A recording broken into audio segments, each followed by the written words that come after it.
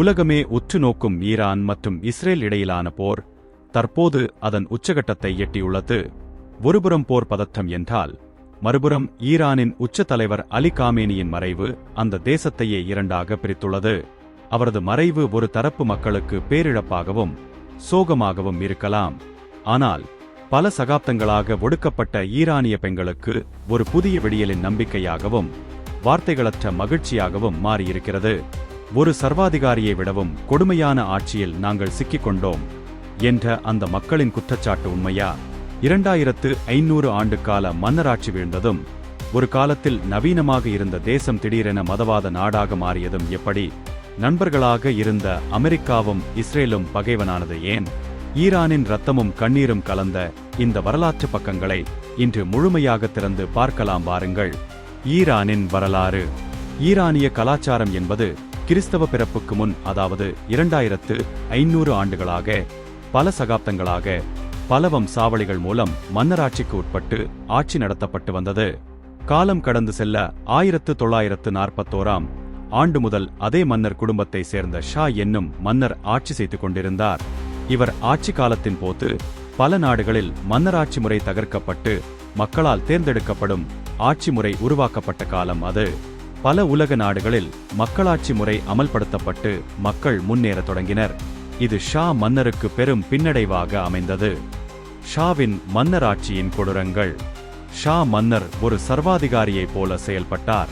அவர் தனது ஆட்சியின் போது சாவக் என்ற இரகசிய புலனாய்வு அமைப்பை வைத்திருந்தார். அவரை விமர்சனம் செய்யும் பத்திரிகையாளர்கள் மற்றும் மாணவர்கள் கடத்தப்பட்டு சித்திரவதை செய்யப்பட்டு கொல்லப்பட்டனர். அதனால் அந்நாட்டின் ஜனநாயகம் முழுமையாக முடக்கப்பட்டதால் மக்களிடையே மற்ற உலக நாடுகளைப் போல அமைதியான முறையில் மாற்றத்தை கொண்டுவர முடியாது என்ற விரக்தி ஏற்பட்டது. அதே நேரம் ஷா மன்னர் குடும்பம் ஈரானின் எண்ணெய் வளத்தின் மூலம் கிடைத்த லாபத்தை மக்களின் நலனுக்காக செலவிடாமல் தங்களின் சுய ஆடம்பரத்திற்காக செலவிடுவதாக மக்கள் கருதினர். 1971ஆம் ஆண்டு பாரசீக பேரரசின் 2500வது ஆண்டு விழாவை கொண்டாட அவர் நடத்திய விருந்து உலகிலேயே மிகவும் ஆடம்பரமான விருந்தாக கருதப்படுகிறது. ஆனால் அதே நேரத்தில் ஈரானின் கிராமப்புறங்களில் மக்கள் அடிப்படை வசதிகள் கூட இல்லாமல் வறுமையில் வாடினர். ஷா மன்னர் ஈரானை மேற்கத்திய நாடுகளைப் போல மாற்ற முயன்ற வேகம் மக்களுக்கு பிடிக்கவில்லை. ஈரான் ஆழமான இஸ்லாமிய பாரம்பரியத்தை கொண்டிருந்தாலும் அமெரிக்க கலாச்சாரத்திற்கு அவர் முன்னுரிமை கொடுத்தார். மத குருமார்கள் ஓரங்கட்டப்பட்டனர். இது ஈரானின் பழமைவாத மக்கள் மற்றும் மத தலைவர்களிடையே பெரும் எதிர்ப்பை உருவாக்கியது. அவர்கள் ஷா மன்னரை மேற்கத்திய நாடுகளின் பொம்மை போன்று பார்த்தனர். இந்த காரணங்களால் தான் கம்யூனிஸ்டுகள், இஸ்லாமியவாதிகள், மாணவர்கள் மற்றும் நடுத்தர மக்கள் என அனைவரும் ஒன்று சேர்ந்து ஷா மன்னருக்கு எதிராக போராடினர். அவர்கள் எதிர்பார்த்த மாற்றம் ஒரு சுதந்திரமான, ஊழலற்ற ஈரான் அரசு வேண்டும் என்று. இஸ்லாமிய புரட்சி. தனது சொந்த மண்ணில் பூர்வகுடி மக்களாக வாழ்ந்து கொண்டிருக்கும் இஸ்லாமிய மக்களின் கலாச்சாரம் ஒடுக்கப்படுகிறது என்று அவர்களிடையே பெரும் கொந்தளிப்பை ஏற்படுத்தியது. இதற்கு முக்கிய காரணமாக இருந்தவர் அயதுல்லா ரூஹுல்லா கொமேனி. இவர் ஈரானில் இருந்து நாடு கடத்தப்பட்டு பிரான்சில் இருந்து கொண்டு ஷா மன்னருக்கு எதிராக கேசட் துண்டுகள் மூலம் உரையாற்றி அதை ஈரானில் உள்ள இஸ்லாமியர்களுக்கு இரகசியமாக பரப்பி அவர்களை போராட்டத்திற்கு தூண்டினார்.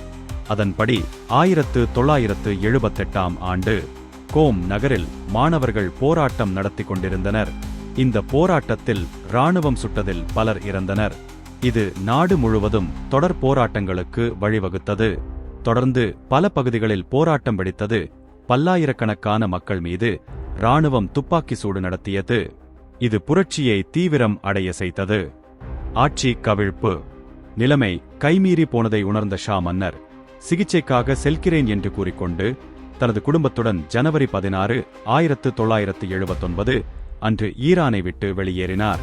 மக்கள் தெருக்களில் இறங்கி இனிப்புகளை வழங்கி அதை கொண்டாடினர். 14 ஆண்டுகள் நாடு கடத்தப்பட்டிருந்த அயதுல்லா காமேனி பிப்ரவரி 1ஆம் தேதி பெரிசிலிருந்து ஈரானுக்கு திரும்பினார். கோடிக்கணக்கான மக்கள் அவரை வரவேற்றனர்.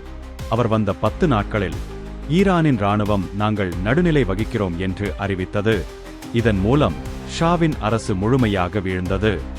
நட்பு நாடுகளின் பிரிவு. புரட்சி நடந்த சில மாதங்களில் ஈரானிய மாணவர்கள் தெஹ்ரானில் உள்ள அமெரிக்க தூதரகத்தை கைப்பற்றி 52 அமெரிக்கர்களை 444 நாட்கள் பிணை கைதிகளாக வைத்திருந்தனர். இது அமெரிக்க வரலாற்றில் ஒரு பெரிய அவமானமாக கருதப்பட்டது. அன்றிலிருந்து இன்று வரை இரு நாடுகளுக்கும் இடையே தூதரக உறவே இல்லை. அது மட்டுமின்றி அமெரிக்கா ஆதரித்த மன்னராட்சி ஒழிக்கப்பட்டு அமெரிக்காவை எதிர்க்கும் மதகுருமார்களின் ஆட்சி உருவானதால் அமெரிக்காவின் நட்பு முறிந்தது. இதே சமயத்தில் இஸ்ரேலுக்கும் ஈரானுக்கும் இடையே எல்லையோ அல்லது நில பிரச்சினையோ கிடையாது. புரட்சிக்கு முன் இஸ்ரேலை அங்கீகரித்த ஈரான் புரட்சிக்கு பின் இஸ்ரேல் ஒரு நாடே இல்லை என்றும் அவர்கள் பாலஸ்தீன ஆக்கிரமிப்பாளர் என்றும் அறிவித்தது. இஸ்ரேலுடனான அனைத்து உறவுகளையும் ஈரான் துண்டித்தது. இஸ்லாமிய நாடுகளின் தலைவனாக தன்னை நிலைநிறுத்த விரும்பிய ஈரான் இஸ்ரேலை எதிர்ப்பதன் மூலம் அரபு நாடுகளின் ஆதரவை பெற முயன்றது. இஸ்ரேலை எதிர்க்கும் ஹிஸ்புல்லா மற்றும் ஹமாஸ் அமைப்புகளுக்கு ஈரான் ஆதரவு அளிக்கத் தொடங்கியது. இது இஸ்ரேலுக்கு பெரும் அச்சுறுத்தலாக மாறியது.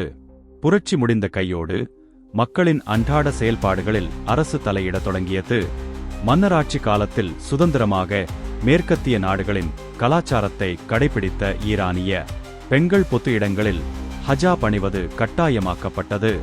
ஆண்கள் குட்டை பாவாடை அணிவதோ அல்லது மேற்கத்திய பாணியில் தலைமுடியை அலங்காரம் செய்து கொள்வதோ கூட சில நேரங்களில் பிரச்சனைகளுக்கு உள்ளானது. மேற்கத்திய நாட்டின் இசை, சினிமா மற்றும் நடனங்களுக்கு தடை விதிக்கப்பட்டது. மதுபான கூடங்கள் மற்றும் சூதாட்ட விடுதிகள் முழுமையாக மூடப்பட்டன.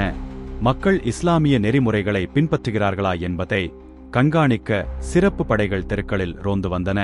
குறிப்பாக பெண்களின் வாழ்க்கை மிகவும் சிக்கலானதாக மாறியது.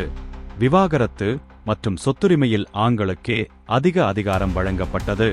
பெண்களின் திருமண வயது 18 வயதிலிருந்து 9 வயதாக குறைக்கப்பட்டது. ஒரு பக்கம் கட்டுப்பாடுகள் இருந்தாலும் மறுபக்கம் கிராமப்புற பெண்கள் கல்வி கற்க சாதகமாக அமைந்தது.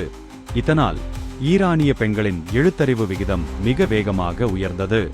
ஆனால் நாட்டின் பொருளாதாரம் அமெரிக்காவுடனான பகையின் காரணமாக விதிக்கப்பட்ட தடைகளால் விலைவாசி உயர்வு மற்றும் வேலையில்லா திண்டாட்டம் மக்களின் வாழ்க்கையின் ஒரு அங்கமாக மாறியது. மன்னராட்சி ஒழிந்து குடியரசு என்ற பெயரில் தேர்தல் வந்தாலும் இறுதி அதிகாரம் உச்ச தலைவர் அதாவது சுப்ரீம் லீடர் மற்றும் மதகுருமார்களின் கைவசமே இருந்தது. இப்போதும் அரசை விமர்சிப்பவர்கள் கைது செய்யப்பட்டனர். இதனால் பல படித்த இளைஞர்களும் விஞ்ஞானிகளும் ஈரானை விட்டு வெளியேறி ஐரோப்பா மற்றும் அமெரிக்காவில் குடியேறினர். அடங்காத போராட்டம். பல ஆண்டுகளாக இந்த அவலங்கள் நீடித்து புரட்சிக்கு பின் வந்த அடுத்த தலைமுறையினர் அதிக சுதந்திரத்தை விரும்பினர். தேர்தல் முறைகேடுகளுக்கு எதிராக லட்சக்கணக்கான மக்கள் வீதியில் இறங்கினர். ஹஜாப் அணியும் விவகாரத்தில் பெண் ஒருவர் இறந்ததால் பெண் வாழ்க்கை சுதந்திரம் என்ற முழக்கத்துடன் மிகப்பெரிய போராட்டம் வெடித்தது. இது ஈரானிய அரசின் அடித்தளத்தையே உலுக்கியது.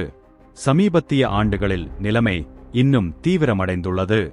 நிழல் யுத்தமாக இருந்த இஸ்ரேல் போர் 2024ஆம் ஆண்டு நேரடி ஏவுகணை தாக்குதலாக மாறியது. நீண்ட காலம் உச்ச தலைவராக இருந்த அயதுல்லா அலி காமேனியின் மறைவு ஈரானில் ஒரு புதிய அரசியல் மாற்றத்திற்கான வாசலை திறந்துள்ளதாக கருதப்படுகிறது. தற்போது 2022ஆம் ஆண்டில் மாசா அமினியின் மரணத்திற்கு பிறகு தொடங்கிய போராட்டங்கள் பெண்களின் மனநிலையில் பெரிய மாற்றத்தை ஏற்படுத்தின. இதற்கு முன்பு ரகசியமாக பேசப்பட்ட விஷயங்கள் இப்போது வெளிப்படையாக பேசப்படுகின்றன. பல பெண்கள் இன்றும் பொது இடங்களில் ஹஜாப் அணியாமல் நடமாடுவதை ஒரு சவாலாக செய்து வருகின்றனர். அபராதம் அல்லது கைது நடவடிக்கை எடுக்கப்பட்டாலும் அவர்கள் பின்வாங்குவதில்லை. தங்களின் உடல் மற்றும் உடை மீதான தன்னாட்சி உரிமை தங்களுக்கு வேண்டும் என நினைக்கிறார்கள். மத கட்டுப்பாடுகளுக்கு அப்பாற்பட்டு சாதாரண உலக மக்களைப் போல் வாழ்க்கையை வாழ விரும்புகிறார்கள். அரசியல் மற்றும் சமூக ரீதியாக தங்களுக்கு உரிய இடம் வழங்கப்பட வேண்டும் என கருதுகிறார்கள். இந்த ஈரானிய பெண்களின் உரிமைகள் மீட்கப்படுமா? தற்போது 3வது உலகப் போர் என சொல்லப்படும் ஈரானிய போர் நிறுத்தம் செய்யப்படுமா? அங்குள்ள எதிர்கால சந்ததியினர் மீண்டும் இதே சிக்கலில் வாழ்க்கையை தொடர வேண்டுமா என்பதை இந்த போர் முடிவுக்கு பிறகே தீர்மானிக்க முடியும். இந்த தகவல் பிடித்திருந்தால் நமது சேனலை சப்ஸ்கிரைப் செய்து கொள்ளுங்கள்.